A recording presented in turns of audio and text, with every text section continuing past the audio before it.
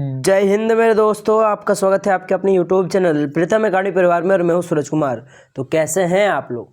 I hope कि आप लोग अच्छे होंगे, स्वस्थ होंगे, साथ साथ पढ़ाई कर होंगे। आज हम लोग जो आपका क्लास 10th का जो आपका साइंस का एग्जाम होने वाला है 21 तारीख को, ठीक है, कल ही का डेट है, कल ही एग्जाम होगा आपका। तो उसके लिए कुछ 30 मोस्ट इंपॉर्टेंट MCQ क्वेश्चंस पर बात करेंगे जो आपके एग्जाम में पूछे जाएंगे 100%, ठीक है ना।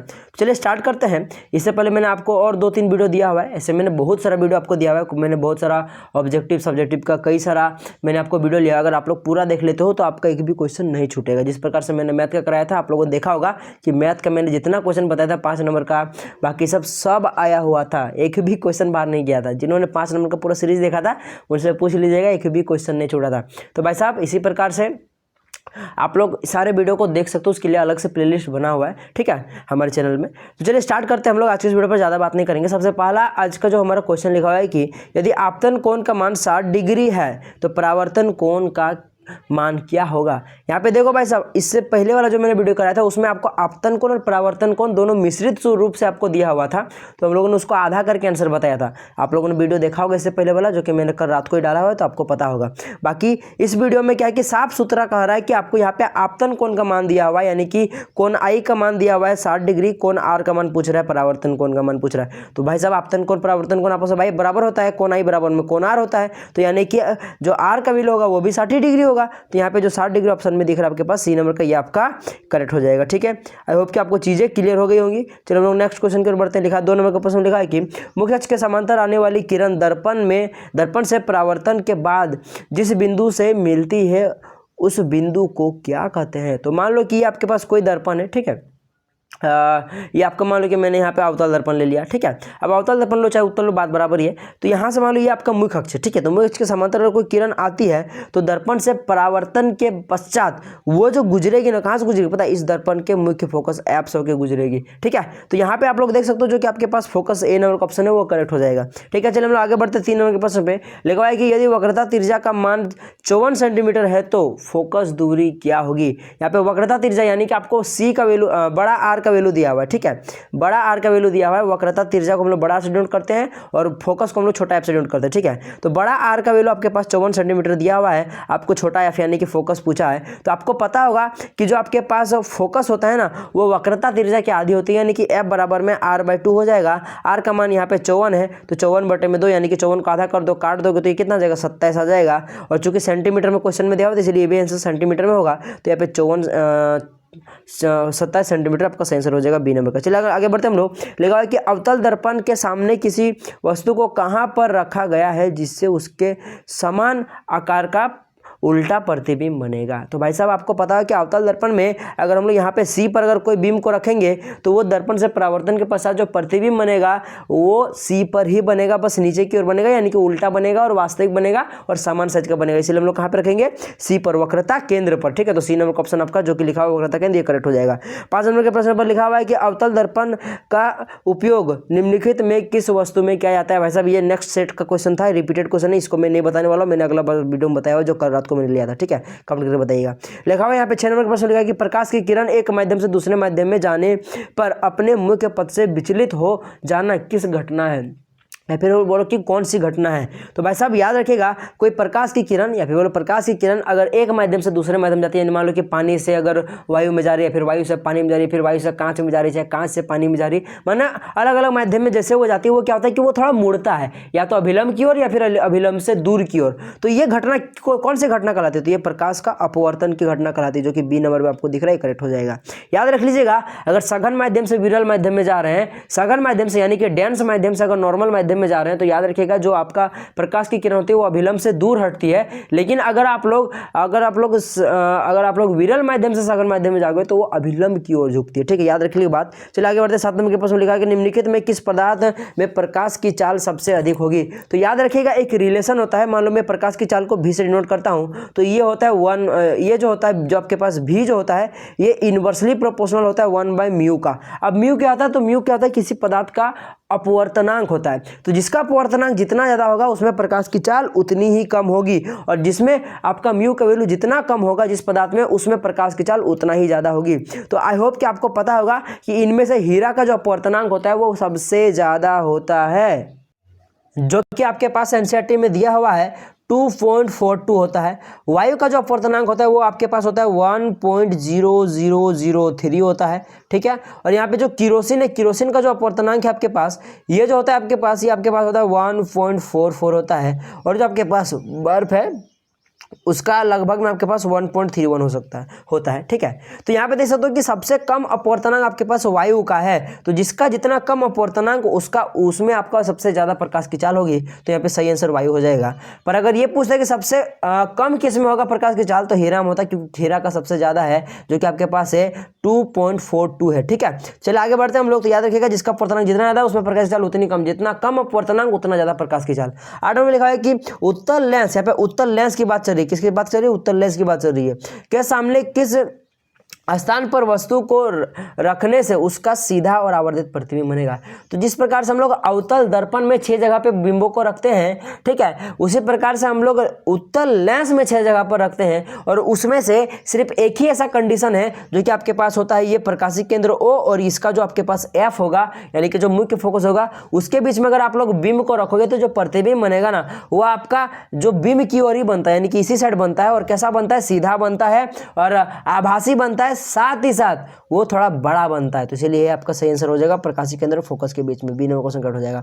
लिखा है कि लेंस की क्षमता का ऐसा मात्रक क्या है, भाई साहब डायोप्टर है, सबको पता है, इसी नंबर क्वेश्चन कट हो जाएगा, जिसको हम लोग बड़ा डिस्ट्रीब्यूट करते हैं। और डायोप्टर जो होता है वो जनरली मीटर में लिया जाता है, ठीक है, मीटर इनवर्स होता है इसका, ऐसा है मात्रक, याद रख लीजिए बात। क्योंकि जो आपके पास लेंस की क्षमता होती है जिसको हम लोग पी डिनोट करते हैं, पी बराबर में 1/f होता है। क्या होता है, पी बराबर में 1/f होता है। और डायोप्टर जो पी का जो हम लोग ऐसा है मात्रक लिखे तो होता है डी बराबर में 1 का 1 हो गया। और एफ के जगह पे जो आपके पास जो कि आपके पास मुख्य फोकस है, इसका जो आपके पास ऐसा है मात्रक अगर हम लोग लेंगे, यानी कि दूरी का अगर ऐसा मात्रक लेंगे, क्योंकि क्या है मुख्य फोकस एक का दूरी है ना है, तो इसको मीटर लेंगे। तो देख सकते हो जो डी का वैल्यू निकल कर आ गया 1/m निकल कर आ गया। और एम को जैसे ऊपर लेके जाएंगे तो ये मीटर इनवर्स हो जाएगा। तो बोल सकते हो कि जो लेंस की क्षमता का ऐसा मात्रक होगा वो मीटर इनवर्स होगा, ठीक है। चलिए आगे बढ़ते हैं हम लोग। लिखा हुआ है कि 10 सेंटीमीटर ऊंचाई का एक वस्तु किसी लेंस के सामने रखा गया जिससे वह 3 गुना बड़ा प्रतिबिंब बना, उस लेंस द्वारा उत्पन्न आवर्धन क्या होगा। थोड़ा सा लैंग्वेज इधर उधर है, मैं सीधा सीधी बोल देता हूँ। यहाँ पे आपके पास जो बिंब की ऊंचाई दी हुई है, क्या दिया हुआ है, बीम की ऊंचाई दिया हुआ है, ठीक है, जो यानी कि बीम की ऊंचाई मैंने h दिया हुआ है, बीम की ऊंचाई दिया हुआ है आपके पास 10 सेंटीमीटर, ठीक है। और प्रतिबिंब जो आपका इससे 3 गुना ज्यादा बड़ा, यानी कि प्रतिबिंब की ऊंचाई को मैं h से मान लेता हूं, जो कि दिया हुआ आपके पास 3 गुना ज्यादा। तो किससे, बिंब का ऊंचाई से। तो बीम की ऊंचाई 10 है तो उसका 3 गुना कितना होगा, 30 ना हो जाएगा, यानी कि 3 गुना 10 30 ना होगा। तो जो प्रतिबिंब की ऊंचाई होगा वो 30 सेंटीमीटर होगा, ठीक है। अब आपको आवर्धन पूछा है, तो आवर्धन जो होता है, जो आपके पास m जो होता है वो किसके बराबर होता है, आपके पास h' के बराबर होता है, यानी कि प्रतिबिंब की ऊंचाई बटे में बीम की ऊंचाई के बराबर होता है। आई होप कि आपको पता होगा। और प्रतिबिंब की ऊंचाई आपके पास 30 है और बीम की ऊंचाई आपके पास 10 है, तो 30/10 करो तो आपके पास आंसर निकल जाएगा, m निकल जाएगा। तो 30/10 करोगे तो 3 निकल कर आ जाएगा, यही 3 जो निकल कर आ जाएगा ये आवर्धन निकल कर आ जाएगा, जो कि आपको बी नंबर का ऑप्शन में दिख रहा है। चलिए आगे बढ़ते, लिखा है कि नेत्र के किस भाग में प्रतिबिंब का निर्माण होता है। तो भाई साहब सबको पता है रेटिना पर होता है, जो कि एक दूसरा उसका भी नाम है, जो कि नाम है दृष्टिपटल। दृष्टिपटल रहे चाहे रेटिना रहे, बात बराबर ही है, ठीक है, एक ही नाम है। लिखा है कि निकट दृष्टि दोष को किस लेंस द्वारा दूर किया था। तो निकट दृष्टि दोष को हम लोग अवतल लेंस द्वारा दूर करते हैं और दूर दृष्टि दोष को हम लोग उत्तल लेंस द्वारा दूर करते हैं, याद रख लीजिएगा बात। चलिए हम लोग बढ़ते हैं आगे, बाकी इसका आंसर जो हो जाएगा वो बी नंबर का ऑप्शन आपको करेक्ट हो जाएगा। यहाँ पे लिखा हुआ है 13 नंबर के पास लिखा है कि सामान्य नेत्र की दूर बिंदु क्या है। पहले वाला सेट जो मैंने कराया था उसमें पूछा था निकट बिंदु, इसमें दूर बिंदु पूछा, मैंने उसी में बता दिया था, फिर भी बता देता हूँ, अनंत होता है, ठीक है। निकट बिंदु 25 सेंटीमीटर होता है। दिए गए किस जैव प्रक्रम में ऊर्जा मिलती है। तो दिए गए किस प्रक्रम में, तो भाई साहब याद रख लीजिएगा श्वसन में। आपको पढ़ा होगा कि श्वसन एक उष्मा छिपी अभिक्रिया है, क्यों, तो भाई साहब यहीं से वहीं से कॉन्सेप्ट आया हुआ है कि श्वसन हमें ऊर्जा देती है। 15 नंबर के प्रश्न लिखा है कि चिप्स के पैकेट में विकृत गंधता से बचाने के लिए कौन सी गैस डाली जाती है। यानी कि चिप्स के पैकेटों में आखिर क्या हम लोग डालते हैं कि चिप्स जल्द बहुत दिनों तक खराब नहीं होता। तो भाई साहब उसमें हम लोग अक्रिय गैस डालते हैं, जैसे कि नाइट्रोजन हो गया, हीलियम हो गया। तो भाई साहब नाइट्रोजन जनरली डाला जाता है, ठीक है। आगे लिखा 16 नंबर के प्रश्न लिखा कि जंग लगना किस प्रकार की अभिक्रिया है। तो जंग लगना मेरे हिसाब से क्या, जंग लगना जो होता है वह संयोजन अभिक्रिया है, क्योंकि उसमें क्या होता है कि लोहा में ऑक्सीजन का एडिशन हो जाता है। अब एडिशन होगा यानी कि वो संयोजन ही अभिक्रिया होगी। चलिए आगे लिखा 17 नंबर प्रश्न लिखा कि दिए गए अभिक्रिया में किस पदार्थ का उपचयन हो रहा है, पूछ रहा है उपचयन। उपचयन का मतलब ये होता है कि उसमें ऑक्सीजन की वृद्धि हो रही है, या अगर मैं हाइड्रोजन के टर्म में बात करूं तो उसमें हाइड्रोजन का ह्रास हो रहा है। तो यहाँ पे देख सकते हो जिधर कार्बन है, कार्बन इधर जाके आपके पास CO बन जा रहा है, ठीक है। तो यहाँ पे कार्बन का क्या हो रहा है, उपचयन हो रहा है, क्योंकि उसमें कार्बन में ऑक्सीजन ऐड हो जा रहा है। इसलिए यहाँ पे जो बी नंबर में कार्बन दिख रहा है, सी जो दिख रहा है आपका यही सही आंसर हो जाएगा। 18% लिखा है निम्नलिखित में से कौन सा समीकरण संतुलित है, जो कि 1 नंबर वाला आप लोग देख सकते हो। यहाँ पे Ag एगो है, इधर भी आपके पास Ag एगो है। यहाँ पे आपको नाइट्रोजन एगो है और देख सकते हैं यहाँ पे नाइट्रोजन एगो है। यहाँ पे ऑक्सीजन 3 गो है, देख सकते यहाँ पे ऑक्सीजन 3 गो है। यहाँ पे Na एगो है, सोडियम एगो, यहाँ सोडियम एगो है, क्लोरीन एगो, तो यही आपका संतुलित हो जाएगा। बाकी सब एक भी संतुलित नहीं, आप लोग चेक कर सकते हो, ठीक है। चला आगे बढ़ते हैं। 19 नंबर प्रश्न लिखा है कि लो चूर्ण पर तनु हाइड्रोक्लोरिक अम्ल डालने पर क्या होता है। भाई साहब उतना दिमाग छोड़ो, सीधा सीधा लगाओ। लो चूर्ण क्या है, आयरन एक प्रकार का आपके पास धातु ही है ना, तो धातु हो गया। धातु में क्या करें आप लोग, तनु हाइड्रोक्लोरिक अम्ल, यानी कि आप लोग अम्ल डाल रहे हो, क्या डाल रहे हो, अम्ल डाल रहे हो। तो धातु और अम्ल का जब रिएक्शन होता है आपको पता है कि क्या बनता है, हाइड्रोजन गैस निकलता है। और साथ ही साथ यहाँ पे देख लो आपके पास, चूंकि आपके पास तनु हाइड्रोक्लोरिक अम्ल है, HCl दिया हुआ है, यानी कि क्या बनेगा, जो आपके पास लोह चूर्ण डालोगे आप लोग, यहाँ पे लोहा डाल रहे हो, तो आपके पास हाइड्रोजन गैस तो निकलेगा ही धातु और अम्ल के रिएक्शन से। साथ ही साथ आपके पास यहाँ पे लोहा है, Fe है, और यहाँ पे आपके पास HCl है। तो क्या करता है, यहाँ से Fe और Cl को अपना आपस में रिएक्ट करके क्या बना लेता है, यहाँ पे फेरस क्लोराइड बना लेता है। तो इसलिए क्या हो जाएगा, हाइड्रोजन गैस और आयरन क्लोराइड बनता है, ठीक है। आगे चले बढ़ते लिखा हो कि दिए गए पदार्थ में कौन रंगीय सूचक की तरह व्यवहार करता है। रंगीय सूचक माने जो अपना रंग बदलकर अम्ल और क्षार जो होता है उसका उपस्थिति दर्ज करता है। तो भाई साहब लौंग जो होता है ये आपका एक प्रकार का गंधीय सूचक है। जो आपके पास विनीला होता है ये भी आपका एक गंधीय सूचक होता है। प्याज भी एक गंधीय सूचक होता है, परंतु जो लिटमस होता है ये अपना रंग बदल लेता है। अगर आप लोग देखो कि लाल लिटमस पत्र नीला हो रहा है, यानी कि वो क्षार में है, और अगर आपका नीला लिटमस पत्र लाल हो रहा है तो वो अम्ल में। तो ये लिटमस ही क्या करता है, अपना रंग बदलकर ये आपका सूचक करता है कि ये भाई साहब सूचना देता है कि ये अम्ल है कि क्षार है। लेकिन हड्डियों को जोड़ने के लिए डॉक्टर किस लवण का उपयोग करता है, तो हड्डियों को जोड़ने के लिए जो डॉक्टर यूज करता है वो प्लास्टर ऑफ पेरिस का उपयोग करता है, जो कि इसका फॉर्मूला होता है CuSO4 × ½ H2O, ठीक है। जिप्सम का भी फॉर्मूला आपको पूछ सकता है एग्जाम में, तो याद रख लीजिएगा। बस इतना अंतर होता है जिप्सम और प्लास्टर ऑफ पेरिस में। यहाँ पे जो आपके पास हाफ दिखता है वो प्लास्टर जिप्सम में आपका 2 होता है, यानी कि CuSO4 × 2H2O होता है, और प्लास्टर ऑफ पेरिस में हाफ होता है, यानी कि CuSO4 × ½ H2O होता है, ठीक है।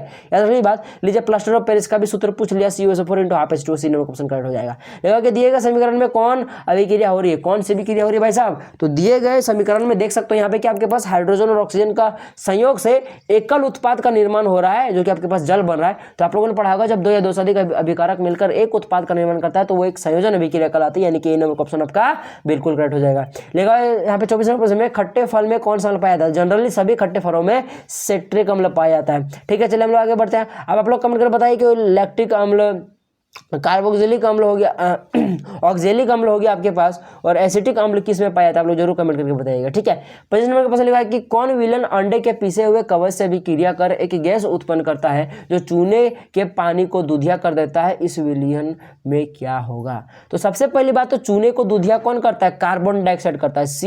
आपके पास CO2 करता है, कार्बन डाइऑक्साइड करता है। और यहाँ पे अंडे का पीसा हुआ जो छिलका होता है उसमें कैल्शियम कार्बोनेट होता है, CaCO3 होता है, ठीक है। तो आखिर भाई साहब आपको पूछा कि कौन सा विलयन CaCO3 यानी कि आपके पास अंडे के पिसे हुए छिलके से अभिक्रिया कर कर आपके पास कार्बन डाइऑक्साइड गैस बनाता है। तो आपको पता होगा कि जो HCl होता है, अगर HCl का आप लोग HCl के विलयन को आप लोग अंडे के पिसे हुए छिलके में डालोगे तो एक रिएक्शन होता है, जिस रिएक्शन के फलस्वरूप कार्बन डाइऑक्साइड का निर्माण होता है, और यही कार्बन डाइऑक्साइड चूने के पानी को दूधिया कर देता है। तो यहाँ पे मैंने 2 क्वेश्चन बता दिया, कौन सा गैस निकलता है, कार्बन डाइऑक्साइड गैस निकलता है, और यहाँ पे कौन सा विलयन को उपयोग किया जाता है, भाई साहब HCl को उपयोग किया जाता है। तो क्वेश्चन में अगर ये पूछता है कौन सा गैस निकला तो याद रख लीजिएगा कार्बन डाइऑक्साइड, और अगर पूछता है कौन सा विलेन को उपयोग किया गया, जो कि क्वेश्चन में पूछा है, तो याद रख लेगा हाइड्रोक्लोरिक अम्ल यानी कि HCl, ठीक है, जो कि आपके पास यहाँ पे बी नंबर क्वेश्चन में दिख रहा है। यह कि 26 नंबर क्वेश्चन कौन विलेन नीले लिटमस पत्र को लाल कर देता है। अभी थोड़ी देर पहले बताया था, नीले लिटमस पत्र को लाल हमारा अम्ल करता है, और अम्ल का जो pH मान होता है वो 7 से कम होता है, और क्षार का जो होता है वो 7 से ज्यादा होता है, और जो कांटा काटी 7 होता है उसको हम लोग लवण बोलते हैं। तो यहाँ अम्ल पूछा है तो चूंकि 7 से कम जिसका होगा, तो जो कि आपको सी नंबर में दिख रहा है 2। बाकी ये जो डी है ये तो भाई साहब उदासीन हो जाएगा, क्योंकि इसका pH मान 7 है, ठीक है। आपके पास डी जो बी नंबर के में इसमें आपके पास क्या हो जाएगा, आपके पास 8 जो कि एक क्षार हो जाएगा, और 11 जो कि आपको ए नंबर में ये भी आपका क्षार हो जाएगा। तो यहाँ पे ऑप्शन नंबर सी करेक्ट हो जाएगा, जो कि एक अम्ल है। 27 नंबर के प्रश्न में आपके पास लिखा है कि अमीबा अपने किस अंग में भोजन का पाचन करता है? तो अमीबा जो होता है अपने खाद्य रिक्तिका में भोजन का पाचन करता है। कुटपाद की मदद से वो क्या करता है? भोजन को ग्रहण करता है। ठीक है, याद रख लीजिए बात। और मूंछ होता है वो अमीबा में नहीं पाया जाता है। चलो हम आगे बढ़ते हैं।